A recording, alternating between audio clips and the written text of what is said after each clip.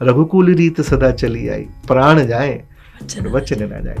जान जाना मंजूर है, पर मैं अपने वचन के साथ वो नहीं कर सकता। भले ही रावण विलेन है, एक खराब कैरेक्टर है, लेकिन उसके घर में भी उसके भाई भाई में प्रेम तो है। कुंभकर्ण मरने के लिए तैयार है, वो समझा रहा है कि देख भाई तूने गलत किया है तो सीता जी को अभी भी वापस कर दे। ये कहना कि इंसानियत एक अच्छा धर्म है या इंसानियत को हम फॉलो करते हैं, ये भी बहुत अच्छी बात है, लेकिन इस तरह के उत्तर का सबसे बड़ा कारण ये है कि लाइफ में कोई गुरु का ना हो। सत्संग में या व्यक्तिगत जब भी किसी से मिले तो वो बात नहीं कहनी जो उसको अच्छी लगती है, वो कहनी जो उसके लिए अच्छी है। कोई भी हिस्ट्री उठा के देख लीजिए तो हमेशा हमारे भारत में कितना भी बड़ा राजा क्यों ना हो, उनके दरबार में गुरु होते थे। आज हम अपने बच्चों को हीमैन सुना रहे हैं, हल्क सुना रहे हैं या स्पाइडरमैन, जो चीज ज्यादा आप सुना रहे हैं दूसरी चीज सुनाई ही नहीं, बताई नहीं तो कैसे जानेगा।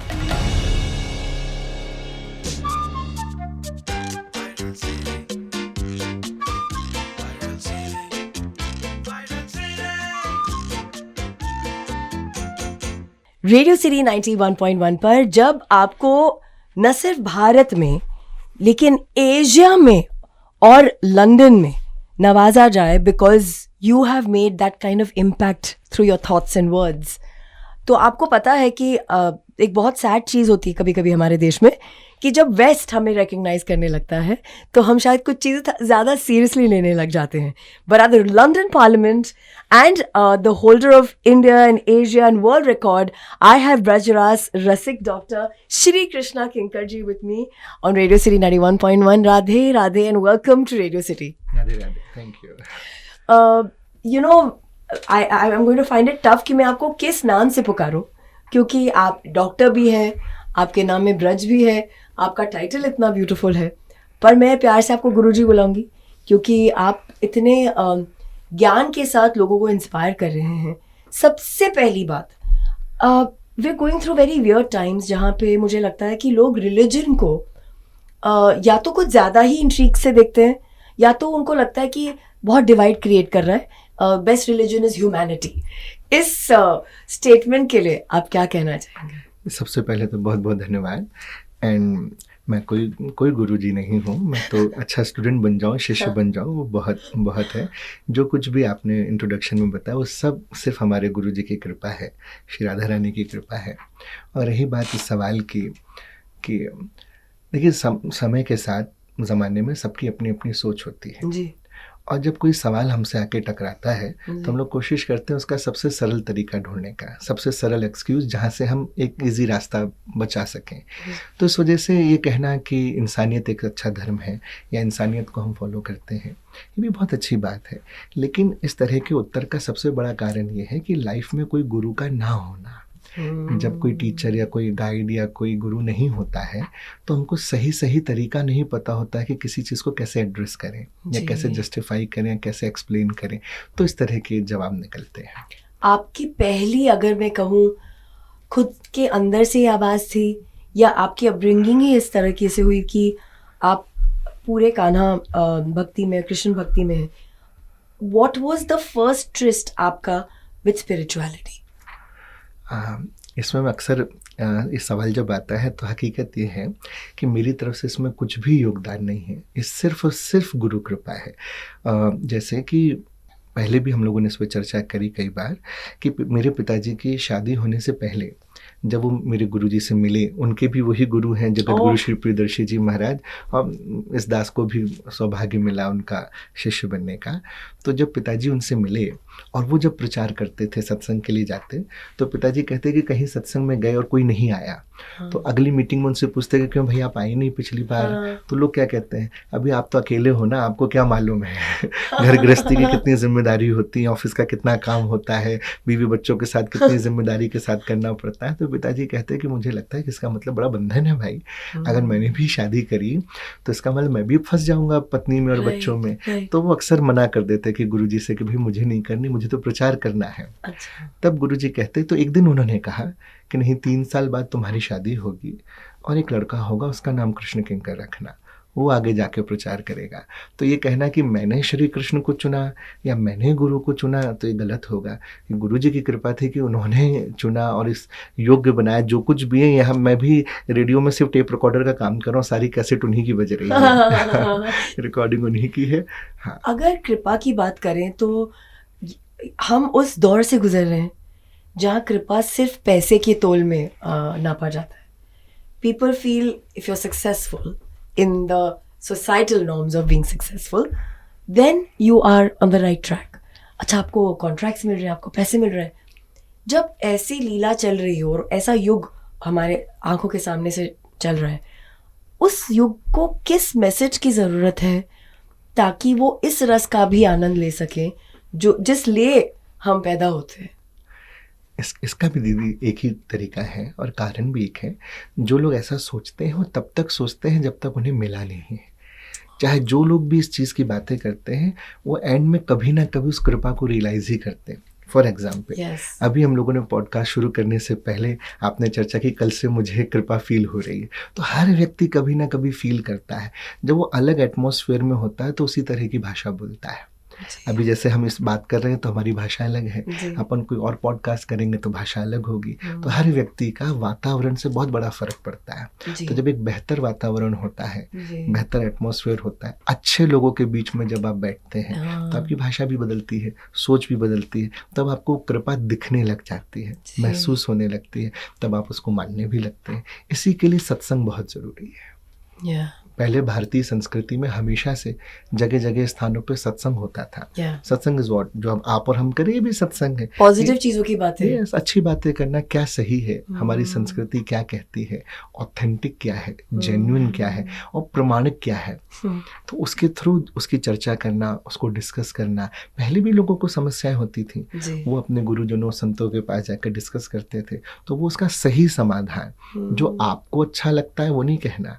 हमारे गुरुजी अक्सर कहते कि सत्संग में या व्यक्तिगत जब भी किसी से मिले तो वो बात नहीं कहनी जो उसको अच्छी लगती है, वो कहनी जो उसके लिए अच्छी है। जो उसके लिए अच्छी है। तो सत्संग वो करता है, आपको वो बताता है जो आपके लिए अच्छा है, ना कि जो आपको सुनना अच्छा लगता है। Guruji, this is such a beautiful thing you are saying. मुझे याद है मेरी दादी माँ के साथ हम लोग बहुत स्ट्रगल करते थे क्योंकि she used to forget things. तो एक बार मेरी दीदी, मैं और दादी माँ बैठे थे, हम लोग के मन में एक प्रश्न उठा और टीवी पे उनका फेवरेट चैनल चल रहा था जहाँ कोई गुरुजी बोल रहे थे, जो हम सोच रहे थे उसका जवाब हमको मिला टीवी पे। So there is something called a serendipity. I'm sure you would agree with me कि जब आप सही सवाल पूछने लग जाते हैं तो ईश्वर कृपा से और यूनिवर्स से आपको उसका जवाब मिलने लगता है। बिल्कुल, क्योंकि सवाल भी दो तरह से होते हैं। एक सवाल जेन्युइन आपका सवाल होता है और कुछ सवाल उधार के होते हैं। उधार के सवाल आपके हैं ही नहीं तो उनका जवाब भी नहीं मिलता है। जो आपका सच्चा सवाल है तो आप उसके लिए प्रयास करते हैं और जिन चीज़ों के लिए आप प्रयास करते हैं ज़रूर मिलेंगी। और सत्संग जो अभी बात हुई, तो हम लोग भी मुंबई में इसीलिए हैं कि यहाँ प्रेमपुरी में आज से 12 तारीख से 27 फेब तक रोज़ शाम को 4 to 7 वहाँ सत्संग है। तो सत्संग में यही चर्चा होगी जो हमारे गुरुजी ने श्री कृष्ण चरितमानस रसायन महाकाव्य प्रकट किया है। If you heard about Shri Ramcharitmanas, तो रामचरितमानस इज अबाउट, पहली बार मैंने सुना श्री कृष्ण। बहुत सारे लोगों ने पहली बार सुना है और अभी भी बहुत सारे लोग नहीं जानते हैं कि जैसे श्री रामचरितमानस है तो Ramcharitmanas is all about Shri Ram. अगर कोई एक आम आदमी जिसे बिल्कुल नहीं मालूम है कि राम कौन है तो वो रामचरितमानस से जान सकता है। उनमें उनके बहुत सारे इंसिडेंट्स हैं और लाइफ एंड टाइम सब कुछ है। राम जी के आने के पहले से लेके क्यों आए, क्या पर्पस था राम जी को आने का, और राम जी कैसे प्रकट हुए, क्या उनकी बाल लीलाएं थी, कैसे सीता जी से शादी हुई, कैसे वनवास हुआ। मुझे लगा ये कृष्ण के लिए भागवत था, भागवतम। यस, भागवत जी भी है, बट जैसे रामचरितमानस हिंदी में है, भागवत जी संस्कृत में। रामचरितमानस का ओरिजिनल जो है रामायण है, जो वाल्मीकि जी ने संस्कृत में लिखा है, उसी का हिंदी वर्जन श्री रामचरितमानस है। तो सेम हमारे गुरुजी भी सोचते थे कि जैसे राम भक्तों के लिए रामचरितमानस है, ऐसे कृष्ण भक्तों के लिए भी कोई ग्रंथ क्यों नहीं है। अगर कोई कृष्ण भक्तों के लिए भी हो तो जहाँ वन सोल्यूशन हो जाएगा। किसी को भी जानना है कृष्ण कौन है, क्योंकि भागवत जी में कुछ वर्णन है, कुछ गीता जी में है, कुछ मीराबाई जी के पदों में है, गर्ग संहिता में, ब्रह्म वैवर्त, बहुत सारे ग्रंथों में अलग अलग है। एक जगह मिल जाए, सरल हो, जैसे रामचरितमानस में दोहा चौपाइयों में, ऐसे हिंदी में हो तो कितना इजी हो जाए। कितने सालों से रहा ये ग्रंथ? इसको इस साल 60 साल होने वाले। तो we are celebrating almost 60 years of Shri Krishna Charitmanas and celebrating 100 of years Shri Guru ji, जो हमारे गुरु जी हैं जगत गुरु श्री प्रियदर्शी जी महाराज, उनको 100 साल हो रहे हैं इस साल प्रचार करते करते, और हमारे पिताजी को करते करते 50 years हो रहे हैं, 50 साल हो रहे हैं। सो मैं आपको एक बार के लिए बताऊं कृष्ण चरितमानस आया कैसे है। जैसे वृंदावन में if you heard about Shri Banke Bihari ji, तो बांके बिहारी जी जो है ना, तो बांके के 2 मीनिंग होते हैं। अच्छा। बांका मतलब सुंदर, और बांका मतलब टेढ़ा। तो वो टेढ़े भी बहुत है और सुंदर भी बहुत है, तो उनका नाम है बांके बिहारी। तो साल में उनके सारे काम एक बार होते हैं। अच्छा। हाँ, रोज रोज नहीं होते। चरण दर्शन साल में एक बार, बांसुरी धारण साल में एक बार, अच्छा। झूले पे बैठेंगे साल में एक बार, अच्छा। मंगला भी उनकी साल में एक बार होगी। अरे हाँ, वो आपके हमारी तरह आराम से उठने वाले हैं। मंगला साल में एक बार होती है। तो मंगला के टाइम में संवत 2021 में 60 साल पहले हमारे गुरुजी ने बिहारी जी से प्रार्थना करी। अच्छा। हाँ, देखिए ये एक तरीका है हमारी संस्कृति में कि जब आप मंदिर जाएं तो तरीका क्या है दर्शन करने का। अभी तो हमें वो भी सही से नहीं मालूम। हम लोग मंदिर जाते हैं, पहले आंख बंद कर लेते हैं। हाँ। तो भगवान कहता है पहले देख तो ले। हाँ। तो दर्शन करने तो हम लोग आंख बंद करके पहले जो जो अपनी डिमांड है लिस्ट निकाल के पकड़ा देते हैं कि ये भी चाहिए, ये भी चाहिए, और ये दे दोगे तब मैं रिटर्न में ये करूंगा। अपन लोग एग्रीमेंट, हाँ बिल्कुल डील हो रही है। I don't know, I feel very happy. I think I been very blessed. तो मतलब जाके पहले तो थैंक यू होता है, बहुत सारा थैंक यू होता है, और फिर एक्चुअली ऑनेस्टली गुरुजी हमको भी नहीं पता है ये क्या है, ये एनर्जी पोर्टल्स जो बोलते हैं हम मंदिरों को। जैसे जब मैं वृंदावन पहली बार इन माय दिस स्टेट गई, तो मैंने देखा हर जगह पेड़ हो, कोई ऑटो हो, राधा रानी की बातें हो रही थी। उसका रीज़न है ना, देखिए जो मालिक होता है उसकी चर्चा सब जगह होती है। तो वहाँ की मालकिन तो उनकी चर्चा तो सब जगह होनी है। सो मैं ये बताना चाह रहा था कि मंगला में दर्शन करते समय ये संस्कृति में ये तरीका बताएगा कि पहले आप दर्शन करें और फिर बात करें। हाँ, तो गुरुजी ने उनसे बात करी कि जैसे राम भक्तों के लिए रामचरितमानस है, ऐसे ही कृष्ण भक्तों के लिए आप ग्रंथ क्यों नहीं प्रकट करते। तो जब आप बात करते हैं तो कभी कभी वो पलट के जवाब देते हैं, वो आपसे बात करना चालू कर देते हैं। तो उन्होंने पलट के जवाब दिया कि तुम क्यों नहीं लिखते हो। तो गुरुजी ने कहा मेरे बस की बात नहीं, मैं कैसे लिखूं। बोले नहीं तुम लिखो। तो उन्होंने वहां से प्रेरणा ली और सीधे बरसाने गए श्री राधा रानी के यहाँ, और प्रिया जी से कहा कि ऐसा बिहारी जी ने कहा मेरे बस की बात नहीं है कि मैं ऐसा लिख सकूं, आप कृपा करो कि हो सके। और वो वहां से फिर सीधे जैसे ही पहाड़ पे है ना बरसाना, तो नीचे उतरे तो किसी घर के बाहर लिखा था राधा धाम। तो कोई जान पहचाने कुछ नहीं, उन्होंने जाके नॉक किया, तो जो अंदर रहते थे उन्होंने देखा कोई संत है, तो स्वागत किया, बिठाया। वहाँ एक छोटी बच्ची खेल रही थी, तो उससे पूछा तेरा नाम क्या है, तो उसने कहा राधा, और उसके हाथ में एक पेन था। उनके पेरेंट्स ने पूछा हम क्या सेवा करें, तो बोले मैं पेन लेने आया हूँ और इससे कृष्ण चरितमानस लिखूंगा। अब क्योंकि ब्रिज जो है टेढ़े ठाकुर का है ना, सीधा काम तो होता नहीं, तो उस बच्ची ने मना कर दिया ये नहीं दूंगी। अब गुरुजी भी हमारे पीछे नहीं, बोले ये लूंगा तो मैं यही वाला पेन लूंगा। वो बोले ये वाला मैं दूंगी नहीं। उसके पेरेंट्स कह रहे दे दे भाई मैं और ला दूंगा। बोले ना ये नहीं दूंगी। वो अंदर के कमरे से 8-10 पेन और ला के रख दे कि इनमें से कोई भी ले लो, ये वाला नहीं दूंगी। गुरुजी ने नहीं मैं तो वही वाला लूंगा। तो आखिरी में बड़ी देर के उसने कहा अच्छा ठीक है ले बाबा जी ले ले ले ले पे। वो लेकर के आए और गुरुजी एक्सपीरियंस बताते हैं कि लगभग रामचरितमानस से आकार में दुगना बड़ा है। रामचरितमानस के अखंड पाठ में 24 घंटे लगते हैं और श्री कृष्ण चरितमानस के अखंड पाठ में लगभग 50 से 55 घंटे लगते हैं। उतने बड़े ग्रंथ को लिखने में गुरुजी को 1 वर्ष लगा, 1 साल लगा। रामचरितमानस 2 वर्षों में लिखा गया। Oh my God. हाँ, और ये 1 साल में लिखा गया। और गुरुजी कहते हैं कि वो पेन ना तो उसकी शाही कहीं खत्म हुई, ना उसको छिड़कना पड़ा, ना कुछ। जब पूरा लिख दिया तो आखिरी में गुरुजी ने कहा कि मैं 4 अक्षर लिखने, तो अपने साइन करते ना कि भाई अब कंप्लीट हो गया। तो गुरुजी 4 अक्षर प्रियदर्शी लिखना था, बोले पेन नहीं चला। मानो राधा रानी करो लिखाया मैंने है, तुम अपना नाम कैसे लिख सकते हो। तो वो नहीं चला। तो उस कृष्ण चरितमानस में सारी भगवान कृष्ण की जो लीलाएं हैं, क्यों आना हुआ, व्हाट इज द पर्पस, क्या पर्पस है उनको आने का, बाल लीलाएं क्या है, जैसे छोटी छोटी लीलाएं जिनको लेकर के सबसे ज्यादा कंट्रोवर्सी रहती है। भगवान कृष्ण को लेकर के लोग बहुत कॉम्प्लिकेटेड उसको बना देते हैं, जबकि है बहुत सिंपल। फॉर एग्जाम्पल माखन चोरी है, तो लोग बोलते हैं भाई भगवान ने चोरी क्यों करी। चोरी करना तो अच्छी बात नहीं, जब भगवान चोरी करेगा तो ये क्या मैसेज सोसाइटी में जाएगा। या रास ये तो हम लोग हर कथा में हर जगह बोलते हैं कि कितना सिंपल कर दिया हम लोगों ने। कहीं भी 2-4 लड़के लड़कियां खड़े हो तो क्या कहते हैं, तो रासलीला हो रही है। अगर आप पलट के सिर्फ इतना पूछ लो कि what is the definition of raas, what is the meaning of raas, उनको मीनिंग भी नहीं मालूम है कि रास का मतलब क्या होता है। हाँ। या डेफिनेशन क्या होती है, जस्ट क्योंकि उन्होंने सुन रखा है। क्योंकि हमारा ज्ञान का आधार जो पहले शास्त्र होते थे जी। या सत्संग होता था, अब हमारे ज्ञान का आधार सोशल मीडिया है। तो जो सोशल मीडिया पर ट्रेंडिंग है आदमी वही समझ लेता है कि भाई यही होगा, और डेप्थ तो पता ही नहीं है, तो फिर मैं जो बोल रहा हूँ कितना ऑथेंटिक है कि नहीं कैसे पता चलेगा। अगर उस कोट को कहीं ग्रंथ में है, किसी पहले किसी संत ने लिखा है, तो प्रमाणिक होगा ना, ऑथराइज्ड होगा कि भाई वो सही है भी कि नहीं। तो ये सारे उसके रहस्य जो है, क्या रास है, चीर हरण क्या है, क्यों चीर चुराए, या भगवान ने 16,108 विवाह की, तो लोग कहते हैं भाई उन्होंने इतने की, हम 2-3 करते हैं, आपको बड़ा ऑब्जेक्शन है। तो क्या रीज़न था? अगर भगवान कोई काम कर रहा है तो कोई रीज़न तो होगा। क्योंकि अध्यात्म में इस बात पे बहुत जोर दिया गया, इवन भगवान कृष्ण ने इस बात पे बहुत जोर दिया कि अगर कुछ भी हो रहा है जी। उसके पीछे कुछ कारण है। बिल्कुल, बिना कारण के कुछ नहीं होता। ये सिद्धांत है, प्रिंसिपल है। और हमारे यहाँ इस बात पे बहुत जोर दिया जाता है। हमारा जो संप्रदाय है उसका नाम है ब्रज रसिक संप्रदाय। तो ये जो आपने नाम में भी लिया ना, ऐसे गुरु जी के द्वारा दिया गया है ब्रज रसिक। इसका मतलब है कि ब्रज माने वो एरिया जहाँ पे भगवान श्री राधा कृष्ण ने लीलाएं करी। बहुत सिंपल वे में कहें तो वो एरिया है ब्रज।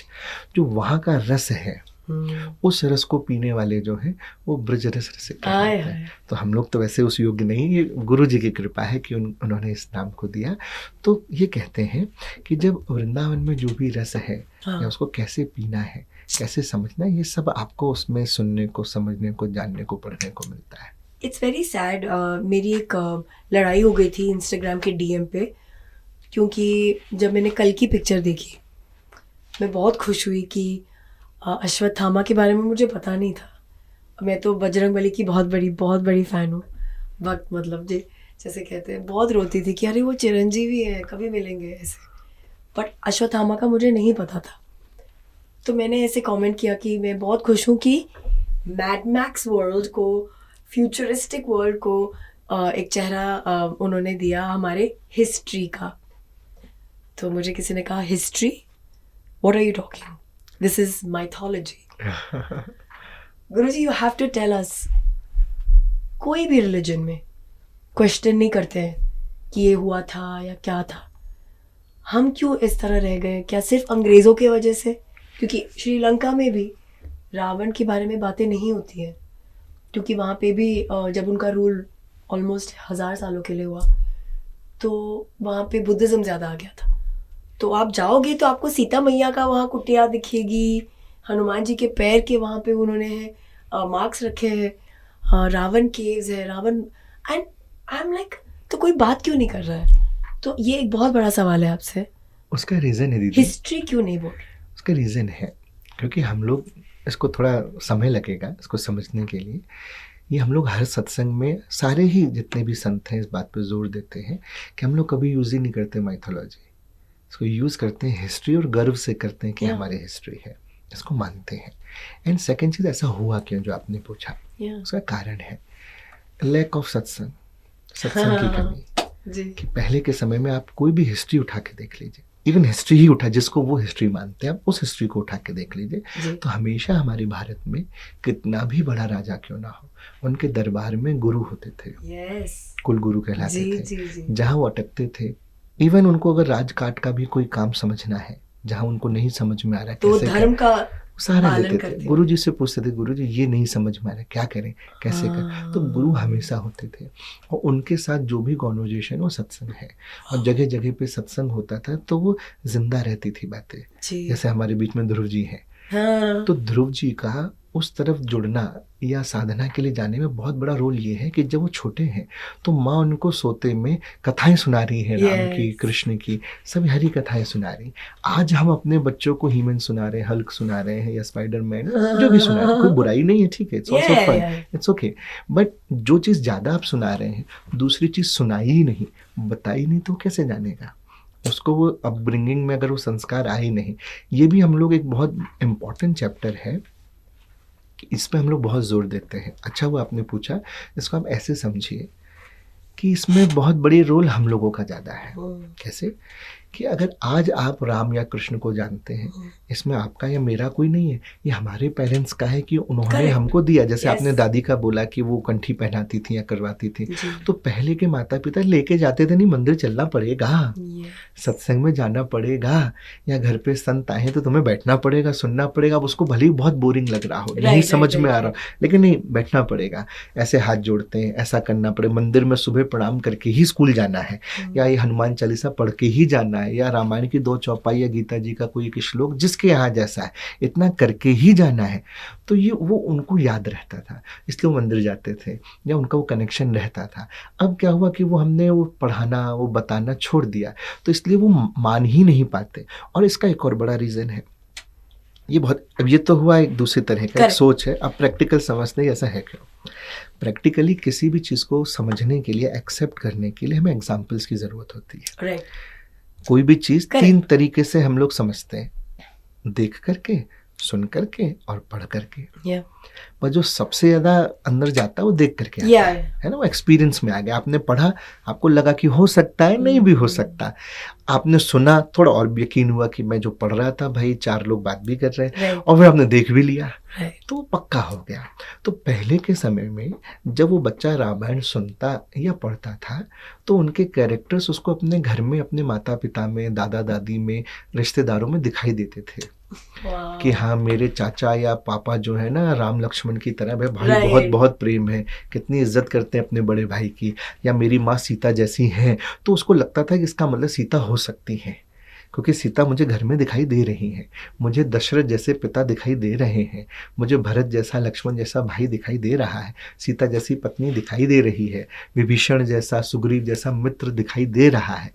वो उनको देखता था कि सोसाइटी में वो लोग ज़्यादा क्वांटिटी में थे जो उस तरह को फॉलो भी करते थे, और पहले के लोग नियम को ज़्यादा फॉलो करते थे। नुकसान हो जाए चलेगा, लेकिन वो कॉम्प्रोमाइज नहीं करेंगे। अगर शाम को इतने बजे के बाद नहीं खाना तो नहीं खाना, झूठ नहीं बोलना तो नहीं बोलना, लहसुन प्याज नहीं खाना, भूखे रहना उनको मंजूर है, लेकिन वो कॉम्प्रोमाइज नहीं करेंगे, गलत नहीं करेंगे, धोखा नहीं देंगे। पहले एग्रीमेंट्स नहीं होते थे, वचन जो होता था वो काफी होता था। अकेले में बात कही गई है वो कह सकते। यही बात तो देखो, रामायण की अगर बात चली तो कैकेयी ने जब वरदान मांगे और दशरथ जी बार बार कह रहे हैं कि इसको मत मांगो, तुम सोच नहीं रही तुम क्या मांग रही हो, तो कैकेयी ने तो कहा कि इतनी तकलीफ है तो मत दो। भाई आपको तकलीफ है मत दो, 2 वरदान थे, आपके मेरे अलावा कोई तीसरा जानता भी नहीं है, मत दो, ठीक है, रिफ्यूज कर दो। तो उन्होंने तभी तो ये बात कही कि यही तो नहीं कर सकता हूँ, रघुकुल रीत सदा चली आई, प्राण जाए वचन ना जाए। जान जाना मंजूर है, पर मैं अपने वचन के साथ वो नहीं कर सकता। तो अकेले में मना करते थे, कौन देख रहा था।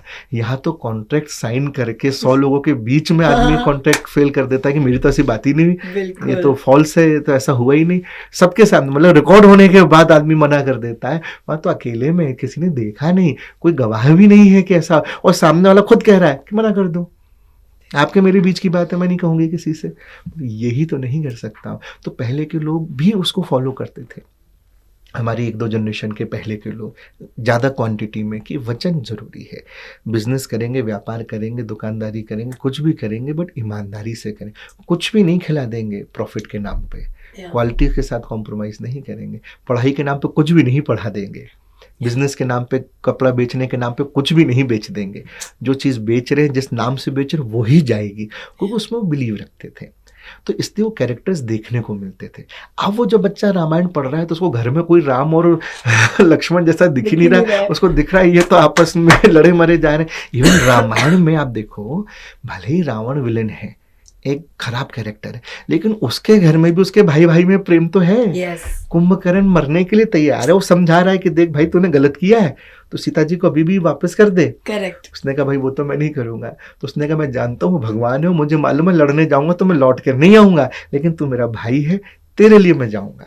तो भाई भाई का प्रेम है, तभी तो गया वहाँ पे। इतना प्रेम तो वहाँ भी दिखाया जा रहा है। तो आज जब वो देखता नहीं ना, इसलिए उसको क्वेश्चन मार्क आता है। इसलिए हम लोग हमेशा सत्संग में इस पॉइंट पर बहुत जोर देते हैं कि जो सुनने वाला है, चाहे इस पॉडकास्ट को सुनने वाला हो, चाहे सत्संग में बैठ करके सुनने वाला हो, चाहे मंदिर में जाने वाला हो, चाहे कुंभ में जाने वाला हो, कहीं भी जाने वाला क्यों ना हो, वो रिप्रेजेंटेटिव है अपने धर्म का और अपने सत्संग का। वो जैसा आकर के सोसाइटी में करेगा और अपने घर में करेगा ना, तो नेक्स्ट जनरेशन मानेगी।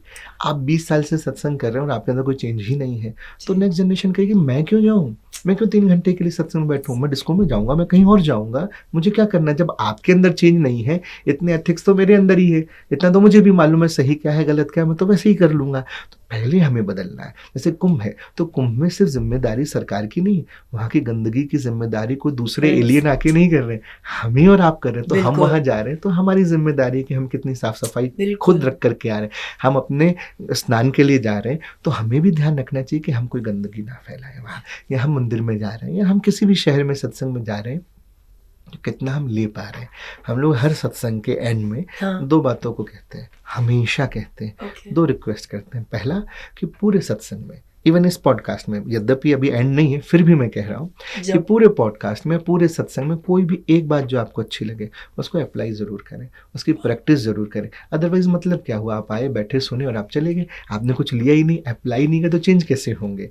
अगर चेंज होना है तो आपको प्रैक्टिस करनी पड़ेगी, उस पर एफर्ट डालना पड़ेगा, उस पर चलना पड़ेगा, तो चेंज आएगा। तो कोई भी एक बात। और दूसरा हम लोग रिक्वेस्ट करते हैं कि मुस्कुराते रहें, प्रसन्न रहें, क्योंकि मुस्कुराहट जो है ना, वो दुख की सबसे बड़ी शत्रु है। दुख और मुस्कुराहट दोनों साथ साथ नहीं रह सकते। आपने कभी हंसते हुए किसी दुखी आदमी को देखा? नहीं, but they say fake it till you make it। मैं बहुत हंसती हूँ, तो लोग बोलते हैं कि इसको ये फेक हंसी है, तो मैं बोलती हूँ नहीं, मेरे को तो हंसना ही है। But exactly what I said, I've lost my voice, but I'm not sad। तो क्यों सैड होना है? और फेक है तो भी ठीक है ना, अच्छी चीज का है। So what?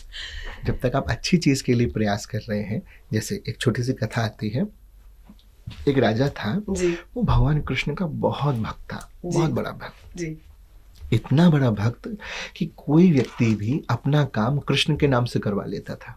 हाँ, मतलब वो इतना आंख बंद अभी तो करना बस करना पड़ेगा। तो कई लोग ना उसका फायदा उठाते थे। तो एक ने ना चिट्ठी लिखी कि भगवान कृष्ण ने कहा है कि मेरे को 1 लाख स्वर्ण मुद्राएं दे दो। ठीक है, तो राजा के पास वो आए और उसमें नीचे हस्ताक्षर श्री कृष्ण, भगवान श्री कृष्ण। अच्छा, उसने खुद ही लिख लिया। उसको लगा कि राजा तो बहुत बड़ा भक्त है भगवान कृष्ण का, कुछ भी करता है तो मेरा काम हो जाएगा। तो उसने 1 लाख सोने की मुद्राएं जो है लिख करके कि भगवान कृष्ण का, और नीचे हस्ताक्षर भी भगवान कृष्ण के कर दिए और राजा को दिए। राजा बड़ा खुश, उसकी आंखों में आंसू आ गए। मंत्री से कहा तुरंत इसको भाई 1 लाख सोने के सिक्के दो। मंत्री ने कहा महाराज ये झूठ बोल रहा है, भगवान कृष्ण क्यों चिट्ठी लिखेंगे, चिट्ठी लिखने की जगह दे नहीं देंगे। वो लॉजिक लगा रहा है। पर यही तो देखिए अंतर होता है ना भक्त में और संसार में। आदमी बुद्धि लगाता है, वो यहाँ से काम करता है, भक्त यहाँ से काम करता है। उसने कितना सुंदर जवाब दिया। राजा ने कहा मैं जानता हूँ कि नकली है, ये झूठा चिट्ठी है, सही नहीं है, पर मैं इस बात पे खुश हूँ कि आज भगवान कृष्ण के नाम की झूठी तो आई, कल के दिन सच्ची भी आ जाएगी। आना तो चालू हुआ, झूठी चिट्ठी आना चालू। और झूठ बोलने वाले भी ने कान्हा का नाम लिया, ठीक है, किसी दिन सच्चा भी आएगा, सच्चा तो आएगा। तो ऐसे ठीक है, नकली हंसी ही सही, हंसी ही तो रहे हैं, किसी का बुरा तो नहीं कर रहे, किसी ने असली वाली भी आ जाएगी, क्या दिक्कत है। जब तक हमको पढ़ना नहीं आता, लिखना नहीं आता, हम प्रैक्टिस में गलत ही तो लिख रहे होते हैं। छोटे बच्चे सारी दीवारों पे देखिए सब मॉडर्न आर्ट्स बनी होती है। जिनके घर में छोटे बच्चे हैं आप देखिए दीवारों पे क्या मॉडर्न आर्ट होती है। तो सीख रहा है, तो अपन क्या सोचते हैं कोई बात नहीं, चलो दीवार खराब करेगा, पन्ने खराब करेगा, और पेन पकड़ना तो आएगा, चलाना तो आएगा। अच्छी चीज की कोशिश कर रहा है ना, तो कोई दिक्कत नहीं, जब तक आप सही रास्ते पे।